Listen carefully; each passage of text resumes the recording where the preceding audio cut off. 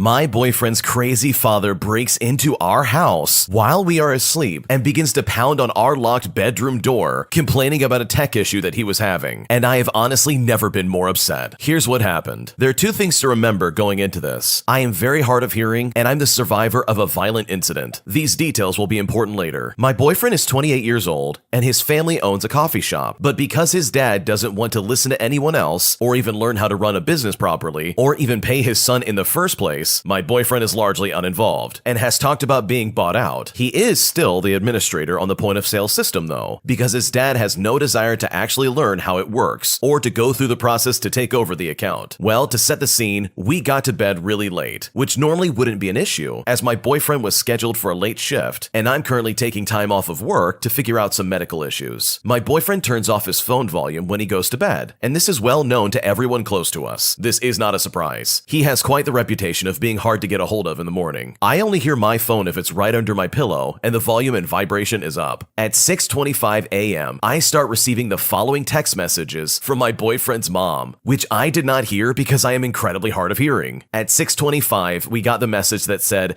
"Sorry to bother you. I need my son to call his father ASAP. His phone is off." We then got another text message at 7:35 in the morning stating that my boyfriend's father was coming to wake up my boyfriend unless he calls us. And this is when all hell breaks loose. Just before 8:30 in the morning, the dogs start barking as someone tried to open the locked bedroom door. I wake up panicked as whoever it is starts banging on the door. It then stops a few moments, then starts right back up again. No one has said anything at this point. Not me, not my boyfriend, not the intruder. I get up and go to the closet for the baseball bat and start kicking myself for thinking that we would not need some kind of firearm when my boyfriend had brought it up in the past. We open the bedroom door to find my boyfriend's father at the end of the hall. He then starts screaming and shouting about needing the code for the two-factor authentication for the register. I start screaming at my boyfriend's father, and my boyfriend, who is just as angry as I am, has me go back into the bedroom. I put my hearing aids in at this point, and my boyfriend's father claims to have been knocking on our front door, but neither dog heard them. My boyfriend gives him the code, tries to explain to him that coming into our house unannounced is a huge violation of trust and boundaries, but his father just yells about needing to get to the register and to get it working. My boyfriend kicks him out, and so he leaves. And between the two of us, we thought this was the end of it. But not even 2 minutes later, I receive another text from my boyfriend's mom. She says, "Please tell your son to send the new code. We still can't get in." Then we hear the clanging of the metal gate and more pounding on the front door. We go answer it, and guess what? It's my boyfriend's father again. And he is now screaming about needing the new code while holding a copy of our house key in his hand. He clearly was going to let himself back into my house. And at this point, I lost it, and I just began yelling at him. I said, "You can't just let yourself into my house. What is wrong with you?" He then gave me more BS excuses about needing to get the register working, and I screamed, "My ability to be safe in my own home is more important than your shop." And this is what set him off, as he took particular offense to this statement. He said, "So you see me as a threat? Am I a threat to you?" I tried explaining to him that I've had my home broken into before, but he just simply wasn't listening. He just kept saying, "I didn't do it, that wasn't me," over and over again, then continues to yell about his stupid coffee shop. I demand the emergency key back, and after yelling a bit more, he shoves it at me. My boyfriend has had enough and yells at me to go back to the bedroom and that he will handle it. I do, because at this point, I'm on the edge of a panic attack. Through the closed bedroom door, I hear more yelling, and after a bit more, the door slams and he leaves. My boyfriend then calls his mom, saying that his father needed to apologize and that this behavior wasn't acceptable. She asked him, what does he have to apologize for?" And clearly not being in the loop, my boyfriend informs her of what is going on, and she is just absolutely mortified. My boyfriend's mom then sends me the following text message. "I'm so sorry to have bothered you so much today,